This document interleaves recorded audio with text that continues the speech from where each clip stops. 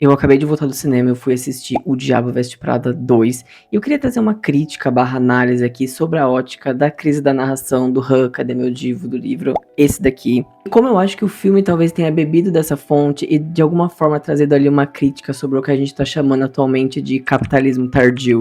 Então, primeiro de tudo, O Diabo Veste Prada 2 vem com essa comemoração de 20 anos, né? O UNFO é lá de 2006. Ele mostra esse retorno da Andy pra revista Runaway, consequentemente com a Miranda. E o filme faz um bom uso dessa passagem de tempo entre 2006 e 2026, que não só passa na vida real, mas também dentro do filme. Então, se antes, em 2006, que a internet não era como é hoje, as redes sociais não eram como é hoje, a gente tinha a revista impressa, tendo seu maior prestígio e circulação, as dinâmicas eram diferentes.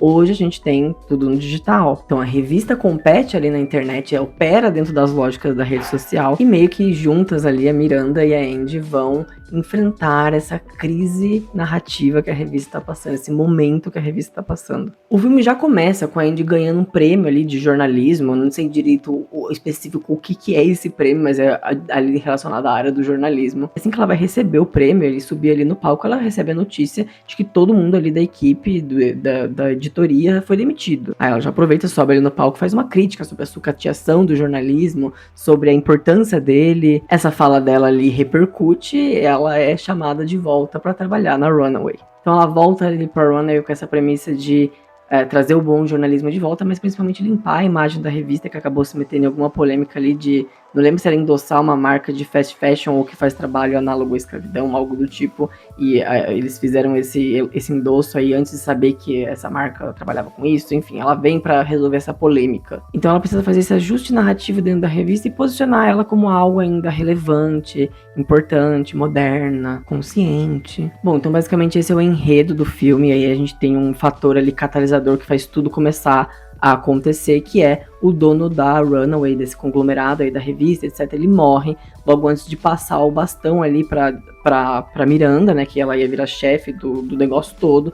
E quem assume é basicamente o filho dele, que tem uma mentalidade bem Faria Lima das ideias. E aí, a partir desse ponto que eu vou trazer algumas críticas que eu acho que foram bem colocadas e que se relacionam com o que a gente vai falar hoje. Esse filho que vai assumir é bizarro como colocam ele justamente nesse estereótipo de Faria Lima. Alguém que quer revolucionar o time, cortar gastos, ele tá até com aquela roupa meio esportiva, aquele colete. Eles pegaram nesse estereótipo de mercado financeiro e financiarização das coisas. Então ele quer modernizar a empresa, só faltou ele falar que quer colocar uma mesa de sinuca, de pebolim ali no meio da sala, entendeu? Ele é essa pessoa. E na prática isso se reflete em ele quer cortar gasto, ele quer demitir funcionário e ele quer adotar tecnologias, tipo cortar os motoristas e agora vocês vão usar Uber.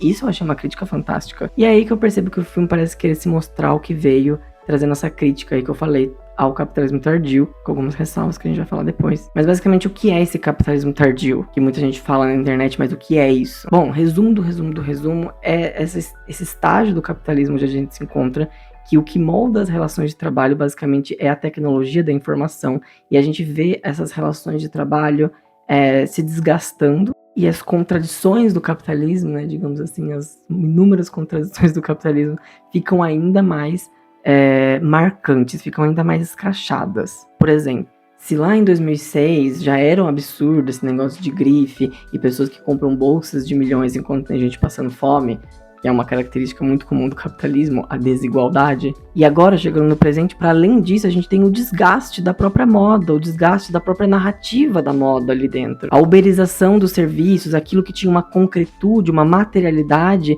se perdendo. Tanto que o filme nem foca muito em moda, como o primeiro, que trazia algumas coisas mais de moda, mas sim justamente como isso está se desfazendo. Então a revista está perdendo esse lado narrativo dela, se tornando um grande storytelling. Temos que vender storytelling que funcione para as redes sociais. As matérias que a Andy escreve nem são lidas. Eu trouxe uma matéria que resolveu aqui, eu desmenti o negócio, eu ajudei a limpar a barra, e a Miranda fala, mas quem leu isso? Teve um impacto? Quem foi visto? Ninguém parou pra ler. Se vocês quiserem entender mais sobre o capitalismo tardio em si, eu recomendo vocês assistirem os vídeos do Ian. Eu gosto muito dos vídeos dele, ele deixa referências bibliográficas muito interessantes para se aprofundar nesse assunto, eu vou deixar na descrição. E agora que eu mencionei isso de narração versus storytelling, é com essa premissa que eu quero puxar o gancho para falar da crise da narração do Han e como isso pode ter a ver com o filme. O Han define a crise da narração basicamente como essa perda, essa morte dessa capacidade humana de narrar, de contar histórias, e narrar não no sentido, um filme, uma coisa audiovisual, narrar no sentido de comunicação mesmo, de algo entre pessoas, algo que conecta o passado, o presente e o futuro. E a gente perde isso em decorrência dessa sociedade presenteísta, né? Tudo acontece nesse instante e é apenas o que vale e é apenas o que a gente vivencia. O próprio doom scroll, a gente fica rolando o feed, é o presente atrás do presente, informação, e é a era da informação. Então, a narração perde espaço para informação. O que acontece hoje no presente, daqui meia hora já não tem mais utilidade, já tem um próximo vídeo, e a narração, ela morre, ela entra em crise. Então, linkando com o filme, trazendo de novo, se a revista lá em 2006 tinha essa materialidade de ter uma revista física, pessoas ali pensando em moda, pensando em como isso vai ser narrado, conectar com história, com cultura, arte, e trazer a moda como arte, se a gente tinha essa materialidade antes, agora a gente perde ela. E aí, puxando com o que eu falei lá no início, é exatamente esse o contexto que a Runaway, né, do Diabo Veste Prada, a revista, tá vivendo. É a intensificação dessa crise narrativa. Então, mesmo lá antigamente, o objetivo da revista sempre foi vender e, como o Han diz, né, tematizar um objeto até a sua alienação. Mas se antes a gente tinha a revista física, a materialidade dela, os artistas, os designers ali trabalhando, pensando isso conceitualmente, tentando linkar com história, com arte, com cultura e apresentar a moda com essa concretude, a gente tem o desmonte disso nessa modernidade, em 2026, 20 anos depois. E é por isso que o filme até traz que estão querendo comprar a revista, né, para impedir esse desmonte dela, e um dos compradores dela fala em tipo, nossa, ele é todo o estereótipo dessa pessoa loucona, entusiasta de IA, então, nossa, vamos trazer coisas revolucionárias para a revista, talvez modelos com IA. Então, é exatamente o desmonte de tudo isso, de toda essa concretude, e tudo se tornando informação, e não mais narração.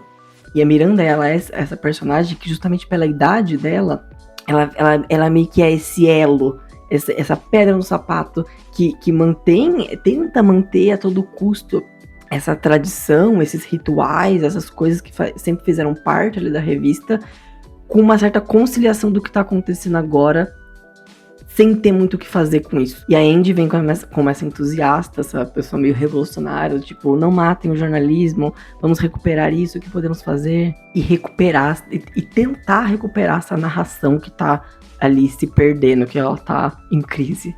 Então sim, eu diria que o filme critica o capitalismo tardio e a forma como as relações de trabalho e produção de sentido estão completamente desfiguradas na modernidade, nesse estágio do capitalismo que a gente está vivendo. Óbvio que sem falar em capitalismo em si, a gente tem que ter um certo discernimento e um certo distanciamento de lembrar que é um filme norte-americano e é um filme extremamente centrado num eixo América do Norte e Europa, que são países, são regiões que vivenciam o capitalismo de uma forma bem diferente do que nós do sul global. Para a gente do sul global, esse problema de crise da narração, esse problema de capitalismo tardio, ele vem de uma forma muito mais avassaladora, com outros nuances, outros contrastes, então a gente não pode perder de vista o país que está trazendo essa história. É isso, eu espero que vocês tenham gostado desse vídeo. Eu sei que não é o tipo de conteúdo que eu tô acostumado a trazer. Para quem me acompanha aqui há um tempo sabe que o meu foco sempre foi mais cultura e entretenimento do leste e sudeste asiático, e faz muito tempo que eu não gravo conteúdo, na real. Mas eu tô querendo voltar com o tempo. Estou trabalhando CLT, tenho paciência. Mas tô querendo voltar com o tempo com uma outra pegada, com outra abordagem, com uma abordagem mais literária e acadêmica, mas não no sentido erudito, assim, vamos ler um livro juntos e falar de tecnicidades, mas justamente de linkar leituras que eu acho pertinente a fenômenos da cultura pop, coisas que estão acontecendo no mundo, coisas que a gente assiste, que a gente gosta, e que vão de encontro a essas leituras da minha área, né? Eu sou formado em cinema e audiovisual, gosto muito de ler livros como esse do Han, artigos que trazem essa análise entre política, geopolítica, com cultura pop, soft power.